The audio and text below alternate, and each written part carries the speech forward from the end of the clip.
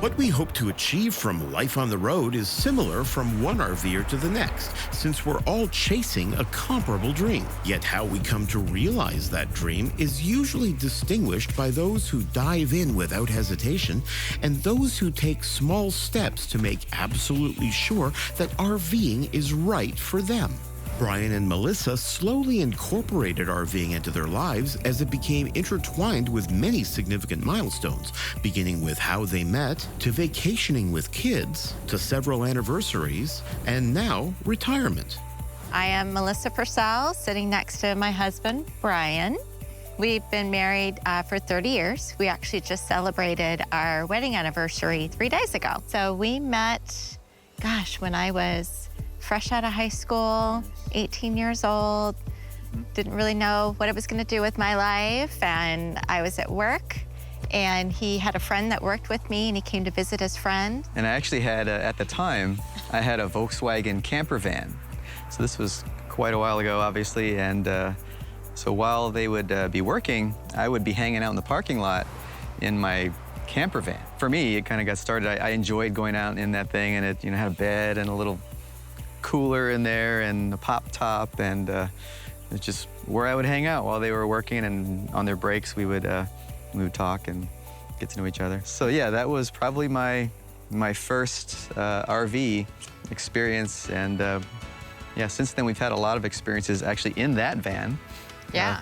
Before getting into the big RV thing. But that's kind of how it started. And where it eventually led was RVing with the whole family, which typically, as part-timers, presented some restrictions. Since our kids were school age, for most of the time when we were RVing with them, we were working full-time, obviously, and we had to plan it around their school schedule. So if there was a spring break, we would plan an RV trip. We didn't want to stay around where we lived too many times, but we always kind of yearned for going out on some sort of adventure. So while we did do some camping nearby, on some weekends and things like that, we would have to plan. Probably spring break was a typical getaway for us in the RV, and then some bigger trip during the summer, and then throughout the in-between times we would do something nearby, for a weekend or a long weekend. Well, and also when we planned our trips, you figure we had a limited amount of time to do it. So if you have a week or if you have 2 weeks, we actually couldn't go too far. So what we would do is plan on how can we get there as quick as possible and maximize our time there.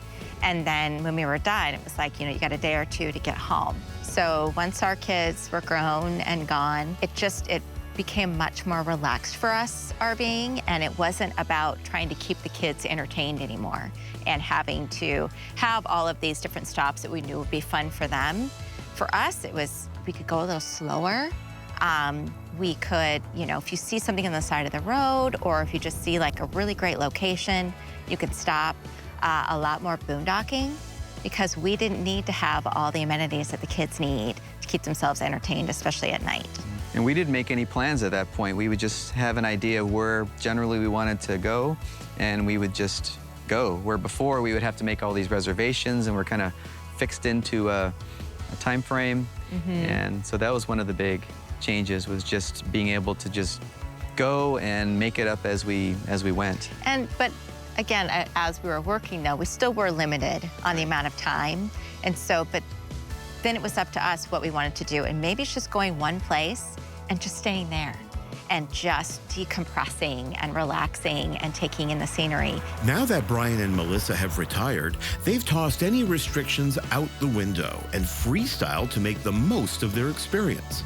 Because whether you dive in head first or test the waters slowly, in the end, RVing is truly worth the plunge. I imagine that moving forward, there's just going to be new opportunities to have new adventures and see new things. Making more memories. And meet new people along the way. And we don't really know when it would end, but it's just the way that we prefer to explore and travel now.